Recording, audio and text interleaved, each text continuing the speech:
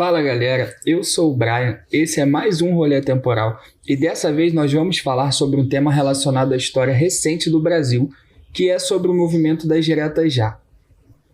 Então, esse Diretas Já foi um movimento político e muito popular que teve como objetivo a retomada das eleições diretas para presidente do Brasil. Para quem ficou um pouco confuso com isso, eleições diretas são aquelas onde a população vota diretamente em um candidato e, caso ele obtenha a maioria dos votos, ele é eleito. A indireta já é aquela que é votada por um grupo restrito de pessoas, por parte da população apenas. Então, para contextualizarmos, estamos falando do início da década de 80, tá? E o Brasil ainda estava passando pelo período da ditadura, que era governado por militares em um regime autoritário. A abertura política do Brasil foi iniciada no governo Ernesto Geisel em 74 a 79, e na frase deles, de forma lenta, gradual e segura, ou seja, controlada e negociada.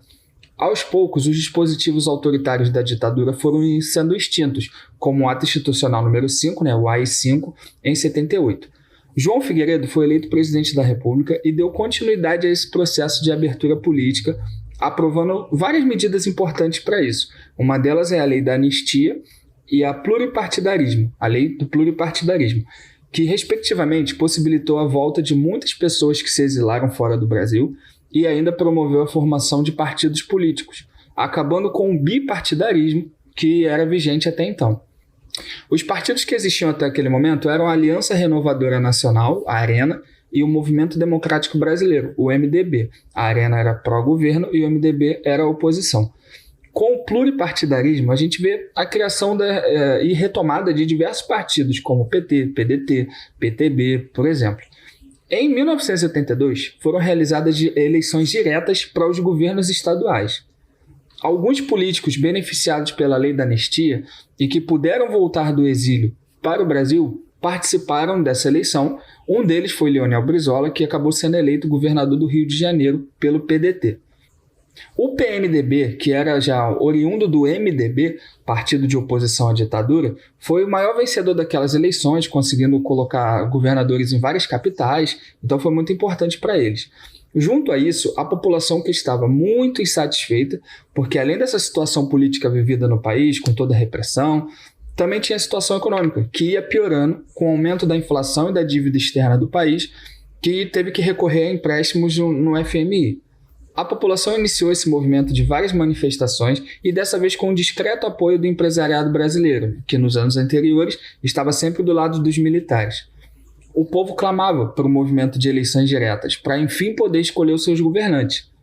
E esse movimento ele acabou contando com o apoio de vários artistas, cantores, atores, artistas no geral, e ficou conhecido como um dos maiores movimentos de participação popular da história do Brasil, que, obviamente, também reuniu grandes nomes da política nacional daquele momento.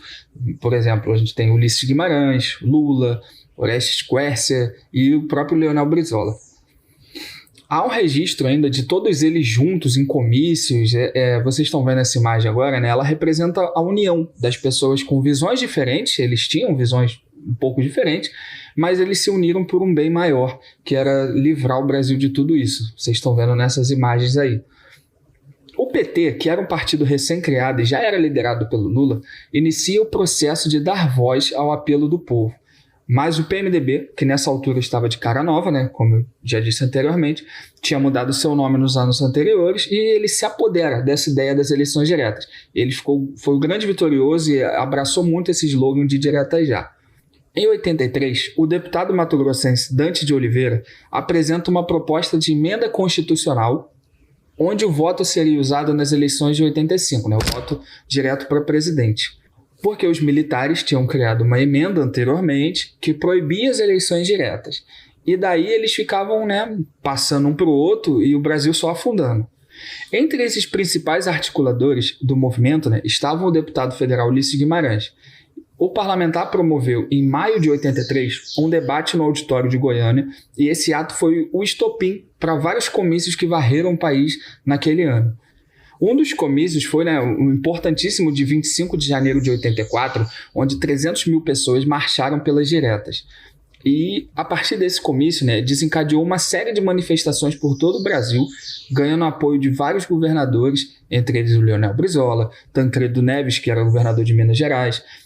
Um ponto importante desse episódio é que não é que os militares simplesmente desistiram de governar o Brasil e quiseram deixar para lá. Eles não estavam mais conseguindo controlar o povo como faziam antes, porque a base civil que apoiava os militares, que era muito grande, né, ela racha, enfraquecendo muito o governo e eles não conseguiam mais controlar e não tinham o que fazer.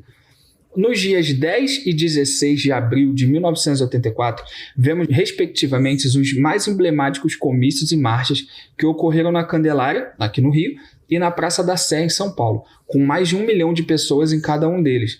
O de São Paulo, inclusive, tinha mais de 1,5 milhão de pessoas, para vocês terem uma noção do tamanho da massa que pedia eleições diretas. Então, no dia 25 de abril de 84, o ano em que completavam 20 anos desse golpe que instalou a ditadura no Brasil, a Câmara dos Deputados, enfim, colocou em votação a emenda Dante de Oliveira, para tentar as eleições diretas. As televisões transmitiram a votação ao vivo, a população se reuniu em praça pública, em casas, para acompanhar. E com esse grande apoio do povo, né, acreditava-se que a emenda seria aprovada. Era uma coisa assim, quase certa. Havia muita expectativa para isso. Mas apesar de toda essa movimentação popular, um grande balde de água fria, né, caiu sobre o povo naquele momento, porque no Congresso a emenda, que ficou conhecida como Emenda Dante de Oliveira, não passou. Pois é. Ela precisava de uma maioria absoluta, ou seja, 2/3 de todos os votos do Congresso. A emenda até conquistou maioria. Ela teve 288 votos, mas ela não obteve êxito porque a maioria do Congresso era do partido ligado ao governo vigente, né, ao governo militar, o PDS. E, portanto, faltaram 22 votos para que ela fosse aprovada. E foi aquela coisa, né, de deputado ir no microfone, fazer discurso, votar sim ou não, enquanto o povo acompanhava assim, com muito interesse. O movimento das diretas já fracassou em seu objetivo específico, né, que eram as eleições diretas para presidente, mas saiu muito vitorioso num ponto de vista macro, assim, maior, porque fez com que o processo pendesse a favor da oposição, pensando já nas eleições do ano seguinte, mesmo elas sendo indiretas. Com a negativa desse processo para eleições diretas, a oposição se articulou para colocar Tancredo Neves como candidato, que era um político bem aceito em todo o Brasil, bastante reconhecido, e também tiveram que colocar José Sarney, que havia mudado de lado recentemente. Ele era ligado à situação, porque os apoiadores do governo decidiram por Paulo Maluf, que já era um candidato muito controverso, a ponto de causar um racha na situação, e com isso tiveram a debandada de vários políticos para o outro lado, inclusive o José Sarney. Tancredo acaba vencendo a eleição no Congresso, e esse seria o primeiro presidente civil eleito desde Jânio Quadros em 1960, 25 anos atrás, mas acaba falecendo no período pós-eleições, antes mesmo de assumir o cargo, e ele acaba sendo ocupado então pelo seu vice, José Sarney. Mas aí já é assunto para outro dia. Bom, pessoal, por hoje é isso. Dúvidas e sugestões vocês podem colocar nos comentários, e então até a próxima.